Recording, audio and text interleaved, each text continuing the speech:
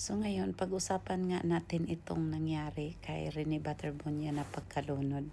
Kasi ako, masakit sa akin yung nangyari sa kanya eh. Lagi nga ako umiiyak pag nakikita ko yung mga video niya. Kasi hindi ako kumbinsidong nalunod siya ng walang dahilan. Unang-una, sabi ng tatay niya, marunong siyang lumangoy. Kahit yung tatay hindi siya kumbinsidong nalunod yung anak niya.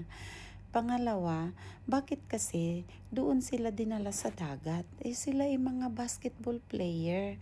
Basketball player tapos iti-training sa dagat. Bakit? Hindi ba dapat ang mga basketballista nagtitraining sa court ng basketball?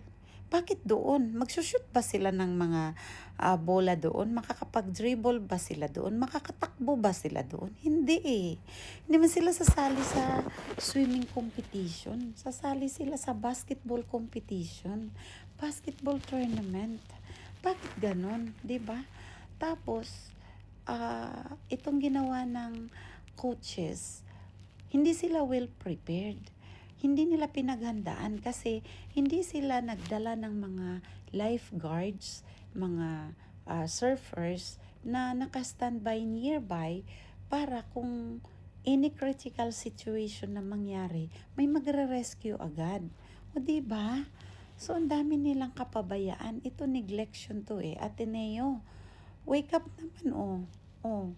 Tapos magagalit kayo pag pinuna kayo, ididemanda nyo yung mga nagpupuna sa inyo. May freedom of speech tayo. Hindi naman namin kayo pinagsasalitaan or whatever na accusation na ginawa. Ito neglection. Itong neglection na to malinaw naman to. Kitang-kita naman namin, 'di ba? So, you did not directly kill them. Pero kayo kasi ang may hawak sa kanila. Kayo ang may pananagutan. Kung bakit doon ang training na masama pa pala ang panahon. Pagkatapos, kulang kayo sa kagamitan. O, kaya nalunod yung mga estudyante. Dalawa yung namatay. Tapos ito pa, puno na pala ang team nyo. Nag-recruit pa kayo. At si Rene pa talaga. Si Rene na most valuable player ng Mindanao. Yung pa talaga ang binawian ng buhay. Yun pang nirecruit nyo. Kung puno na pala kayo, di na kayo dapat nag-recruit. At kung ano yung meron kayong sa team nyo, yun na lang dapat ang hinubog nyo. Tinrain nyo sila ng husto. Hindi na kayo dapat nag-recruit na sinobrahan nyo, ginawa nyong 20, tapos yung 3 i-eliminate nyo. To the point na buhay nila ang nawala. Yun yung elimination round nyo. Ano yun? Sa team nyo, mayroong elimination round. So, may competition. Hindi ba dapat sa isang team, kayo you work hard, work together, help each other to make things easier. Di ba dapat ganun yun? Para ma-reach nyo yung goals nyo. Hindi yung pinahirapan nyo sila para makita kung gaano sila kagaling. Hindi dun sa tubig. Dapat pinahirapan nyo sila sa basketball court. Sige, itrain nyo sila dyan. Araw-araw. Tapos, kahit pa wala ng pahinga, drink lang, parang zip lang ng water. Takbo ulit, laro ulit, ganyan. Mas okay yun.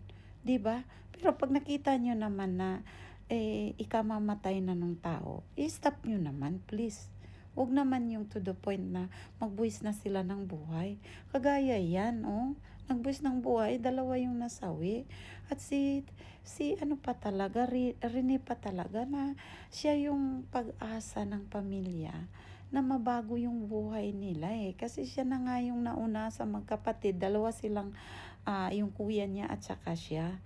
Tapos, siya na nga yung nandyan na, nakapasok na siya. Pangarap niya yung university niyo. Gusto niya makapag-aral sa prestigious university. Kayo ang napili niya. Dapat inalagaan niyo siya. Hindi niyo naman sana pinaabot sa ganyan. Sobra namang kapabayaan yan. Hindi naman pwede na kaming mahihirap. Alisan niyo kami ng karapatang mangarap dahil mahirap lang kami. Aapihin ba kaming mahihirap ng mga mayayaman? Hindi naman pwedeng ganun. Dapat kayong mayayaman. Kayo yung dapat magmo-motivate sa mahihirap na kaya mo yan, gawin mo, sige, kaya mo yan. Makakamit mo yung pangarap mo. Dapat ganun eh. Dapat i-lift up nyo yung mga mahihirap. I-encourage nyo, i-motivate nyo, i-inspire nyo dapat na umangat. Hindi yung kayo, parang sa akin, nakita ko aping-api si Rene dito, na-block nyo yung mga pangarap niya eh. 'Di ba? Sa kanya pa talaga. Bakit sa kanya? Bakit doon sa Nigerian? Dahil yun hindi makapagdemanda sa inyo dahil foreigner siya. Magdemanda man siya, wala siyang kalaban-laban. Mahirapan sila kasi nga foreigner sila. At hindi naman siguro yun sobrang yaman. Bakit si Rene? Dahil mahirap lang yung magulang niya. Kung may mangyari man sa kanya, bayaran na lang ng konting halaga. Hindi naman makapagdemanda kasi mahirap sila. The thing you forgot is MVP siya. Kilala siya sa Mindanao. Maraming tutulong sa kanya ng mga attorney para lumaban sila, para ipaglaban yung karapatan niya. Kasi dito, yung karapatan niya, aping-api Diba? So, yun yung nakita ko ditong unfair na pangyayari. Ate Neo, sinira niyo yung reputation niyo. Kilalang kilala kayo sa Pilipinas, sa buong mundo. Kaya nga may mga foreigners kayong estudyante, di ba? Tapos, ganyan. The last time I checked sa top 500 universities, parang nasa 581 kayo.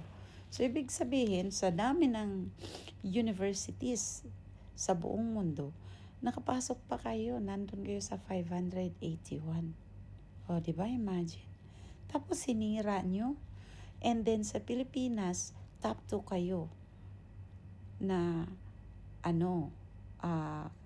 magandang universidad. Tapos sinira nyo dahil sa team building. Kung ito yung way ng team building nyo na magbuwis ng buhay, burahin na natin yan. Kalimutan na natin yung team building na yan. Kasi kung buhay naman pala ng mga anak ng mga magulang na nagpaaral sa universidad nyo ang kapalit, ay di wala ng team building. Bakit sa dagat? Dapat sa court. Naku po. Kaya ito, warning to sa mga magulang Awareness lang. Pangarap, masarap. Ako rin nangarap nung araw. Masarap na magkaroon ng anak na nakapagtapos isang prestigious university. Pero kung magiging mitsa ng buhay ng mga anak natin na sila bawian ng buhay, wag na lang. Ang piliin nyo na lang is yung safe na university na ligtas yung mga anak nyo. Kasi importante yung buhay kaysa sa pride. Importante yung buhay ng mga anak natin kaysa sa pride natin. Yun, pangarap naman ni Rene yan. Nakamit niya, nakapasok na siya doon. Pero hindi niya in-expect na may elimination round pa pala.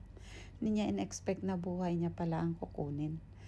So, sayang, 'di ba? Kasi punong-puno siya ng pagsisikap, pangarap, nangako siya sa mama niya na babaguhin niya ang buhay. Yung pala, yung buhay niya ang magbago kasi mabubura sa mundo. Sakit, 'di ba?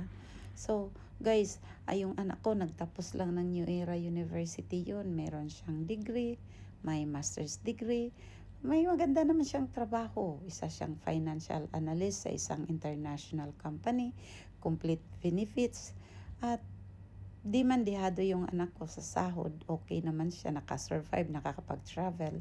So, ibig sabihin, maganda magpasahod yung company. Kahit New Era University, kilala nyo naman ang Iglesia ni Cristo sa buong mundo.